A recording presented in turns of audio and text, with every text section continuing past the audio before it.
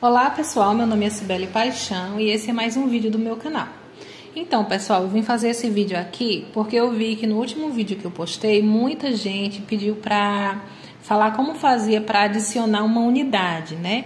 Então eu vou mostrar aqui para vocês como é que vocês fazem. Vamos supor que vocês vão começar a trabalhar nessa face aqui, ok? Vocês estão na tela de faces, você consegue ter uma visão completa aí, né, do seu mapa. E aí você vai começar a trabalhar nesta rua. Clicando na face, você vai confirmar, né, para poder abrir ela. E aí você tem que confirmar primeiro o endereço da face. Vamos supor que esteja tudo correto, que realmente seja a Rua das Rosas, que o CEP esteja correto, que o bairro esteja correto. Essas afirmações você pode fazer conversando com os moradores ou através do seu preparo, né? Antes de sair de casa, anotando o CEP, tudo direitinho. Então você confirma o endereço do logradouro e aí vocês vão ver, né? Uma rua com 3 endereços. Nós temos 3 exemplos de endereço, mas vamos supor que nessa rua tem 4 casas, ok? Você percebeu que na sua lista prévia tem 3 endereços, porém a rua tem 4 casas. Isso pode acontecer por N motivos, né? Dentre eles, vocês precisam lembrar que essa é uma lista prévia. O que significa? Que é uma lista a partir dos dados do último censo, que foi feito aí há 12 anos atrás, né? Então, há 12 anos atrás, poderia haver um terreno, que antes era somente um terreno, e agora tem uma casa construída. Por isso que o endereço não consta na lista. Mas eu quero lembrar vocês que a inclusão de endereços, tanto a inclusão quanto a exclusão de endereço, é algo muito importante. Você precisa ter muita certeza de que você deve incluir ou excluir o endereço. Nesse caso, vamos supor que você confirmou o endereço das 3 casas, tudo ok, estava batendo tudo certinho, porém tinha uma casa a mais na rua. Então, como é que você vai incluir esse endereço? Você vai clicar no sinalzinho de mais. Lembra que o nome desse sinal, lá quando a gente começa a estudar, se chama de adição, o sinal de adição? Então, é exatamente, você vai adicionar. Bem, clicando em adicionar, vai aparecer tudo em branco aí para você preencher os dados desta nova unidade que você está incluindo. Então, vamos supor que o número seja 45, por exemplo, e que tem uma plaquinha lá na parede, então sim, existe identificação. Não vamos colocar modificador, nem ponto de referência por enquanto. Vamos só seguir em frente. Quando você confirma, ele vai te pedir as coordenadas geográficas daquele endereço.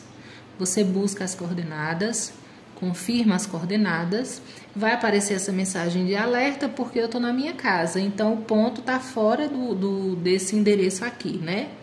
Então aqui, vamos lá. E aí vai te pedir a espécie. Bem, vamos fazer um resumozinho bem rápido sobre espécies. O domicílio particular permanente ocupado é aquele domicílio em que existem moradores. O domicílio particular permanente de uso ocasional é aquele domicílio que as pessoas usam apenas ocasionalmente, como uma casa de praia, casa de campo, de repente um apartamento em que a pessoa só vai aos finais de semana, né? Então seria de uso ocasional. O domicílio particular permanente vago é um domicílio vago, seria uma casa para alugar, por exemplo.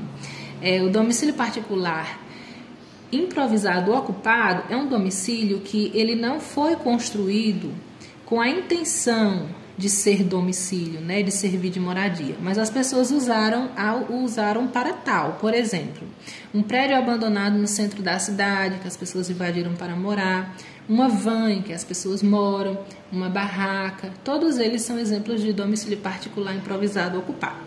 O domicílio coletivo com morador seria, por exemplo, um orfanato, seria um asilo, seria um hotel em que existam pessoas que morem lá permanentemente, né, habitualmente.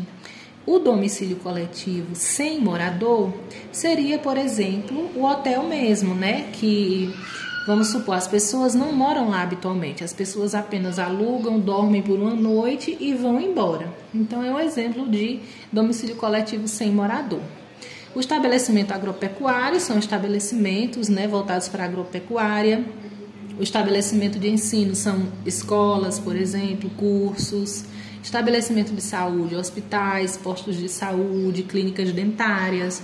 Estabelecimento religioso seria uma igreja, seria um centro espírita, seria um terreiro, por exemplo.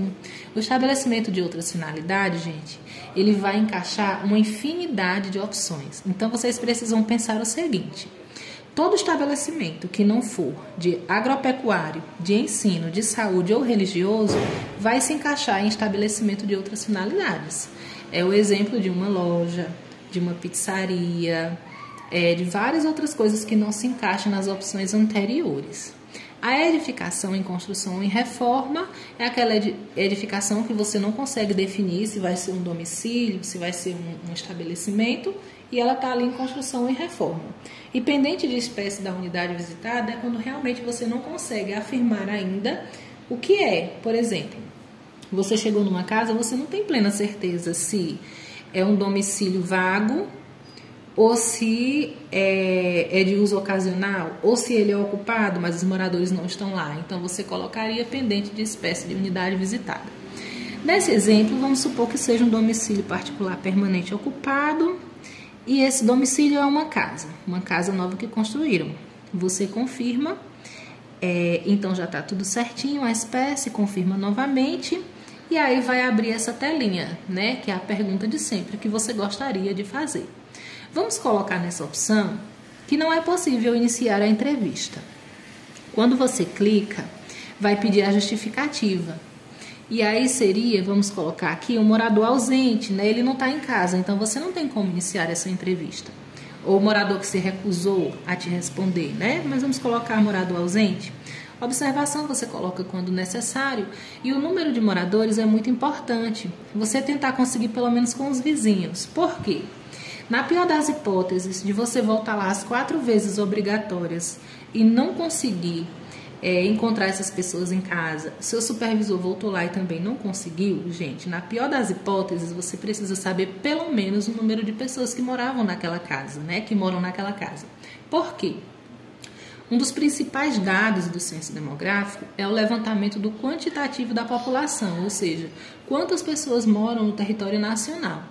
Então, pelo menos você conseguiria contar quantas pessoas moram ali. Vamos supor que é uma família de 5 pessoas. Então, você conferiu isso com os vizinhos, algum vizinho disse, olha, eles não estão aí, né? Mas eu sei que moram 5 pessoas. Moram o pai, a mãe, mais 3 filhos. Então, você colocou lá, clica em seguir, e aí está ele, ó. Vocês estão vendo? Você incluiu um novo endereço nessa rua. Então é isso aí, pessoal. Eu espero que eu tenha ajudado vocês.